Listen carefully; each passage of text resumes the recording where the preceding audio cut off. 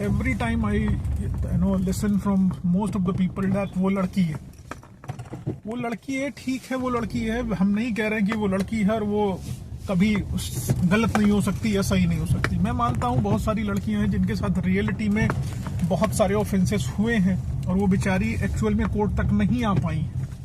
लेकिन यार हम लड़कों का क्या, हमारे लिए कौन से लॉज हैं, हम लड़कों के लिए कौन सा कानून हम बनाया है सरकार ने, चाहे वर्तमान सरकार की बात करूं चाहे इससे पहले की सरकारों की बात करूं, कौन सा कानून हमारे लिए है। इस देश में दिक्कत ये है कि लड़कियां लड़कों के साथ ब्रेकअप करेंगी, उनके साथ 10-10 सालों तक रिश्तों में रहेंगी, उनको बेवकूफ बनाएंगी, उनके पैसों का इस्तेमाल करेंगी, उनकी गाड़ी का इस्तेमाल करेंगी, उन्हें ओला उबर ड्राइवर बना के टहलाएंगी, घुमाएंगी, खाएंगी, जम के बड़े बड़े रेस्टोरेंट्स में, होटल्स में जाके खाएंगी और उसके बाद उन लड़कों को छोड़ देंगी। अगर उन्हें दिखेगा कोई बेटर प्रोस्पेक्ट उनको मिल रहा है, उनकी लाइफ में कोई उनसे बेटर कैलिबर वाला लड़का मिल जा रहा है तो उनको छोड़ देंगी। यार मैं एक चीज समझ नहीं पाया, अब ऐसी सिचुएशन में लड़के बेचारे क्या कर लेंगे। लड़कों के पास किसी प्रकार का राइट नहीं है कि लड़के लड़कियों के अगेंस्ट जाके 376 का केस लिखा दें, या पत्नी है अगर वो परेशान कर रही तो डोमेस्टिक वायलेंस लिखा देगी, 498A लिखा देगी हस्बैंड के अगेंस्ट, अपने इन-लॉज के अगेंस्ट। तो लड़का इस कंडीशन में क्या लिखा लेगा। लड़के के पास ना 498A लिखाने के ऑप्शन है, ना लड़का DV लिखा सकता है, ना लड़के के पास किसी प्रकार का राइट है कि वो अपनी गर्लफ्रेंड के अगेंस्ट, जिसने उसको चीट किया 10 सालों तक, 15 सालों तक उसके साथ रिलेशनशिप में रही, उसके पैसों को खाया, उसके साथ घूमी टहली, बड़े बड़े होटल्स में गई जहां उसकी औकात नहीं थी जा पाने की, गई, लेकिन उसके बावजूद उसने उस लड़के को धोखा दे दिया। किस लिए? सिर्फ अपने अट्रैक्शन के लिए, अपना लस्ट फुलफिल करने के लिए उसने चीट कर दिया।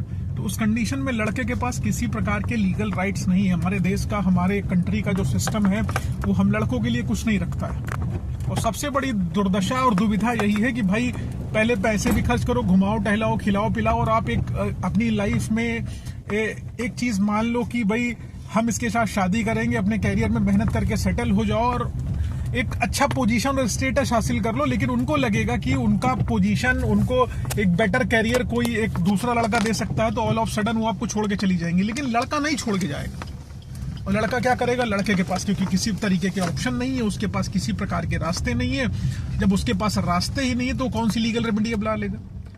लीगल रेमेडी अपना ही नहीं पाएगा, क्योंकि हमारे कानून इस प्रकार के हैं ही नहीं कि लड़कों को किसी तरीके से सपोर्ट कर सके, लड़कों का स्टैंड ले सके। जब लड़कों का स्टैंड लेने वाला किसी प्रकार का कोई लॉ है ही नहीं तो लड़के जाएंगे कहाँ? कहीं नहीं जा पाएंगे। पहले तो आप ब्रेकअप करो लड़कों के साथ और उनको छोड़ दो। अब लड़कों को, बेचारों को दिक्कत क्या है कि उनको जिंदगी पर डर सताएगा कि यार अगर इसकी उस लड़के से बनी नहीं और फिर ये वापस आ जाएगी, फिर हमें इरिटेट करेगी, फिर हमें हैरेस करेगी, और उसको आजीवन ये भय बना रहेगा कि ये लड़की किसी भी मोड़ पर कभी भी वापस आके हमारे अगेंस्ट रेप के एलिगेशंस लगा सकती है। ये चीजें होती हैं। मैं नहीं कह रहा हूं कि हर लड़की ऐसा करती है, लेकिन some of the girls are doing this, some of the girls are using these techniques as weapon. तो भाई लड़कों के लिए भी कुछ स्टैंड लेने की जरूरत है। गवर्नमेंट को कुछ करना चाहिए ताकि बेचारे लड़के भी सेफ हो सके। अब आप कहोगे साहब आप लड़के हो इसलिए सिर्फ लड़कों के फेवर में बात करो, ऐसा नहीं है। हो सकता है मैं भी किसी चीज का विक्टिम हूं, मेरे साथ भी कुछ इस तरीके की घटनाएं घटी हो जिसकी वजह से शायद मैं लड़कों का ही स्टैंड लेता हूं। ऐसा नहीं है, मैं लड़कियों के भी केसेस करता हूं, लड़कों के भी करता हूं, लेकिन मेजॉरिटी आज की डेट में ये है कि लड़कों के साथ एक्चुअल में चीटिंग हो रही है, उनके साथ फ्रॉड हो रहा है और वो बेचारे बेबस हैं, वो किसी भी तरीके से कुछ भी नहीं कर सकते हैं।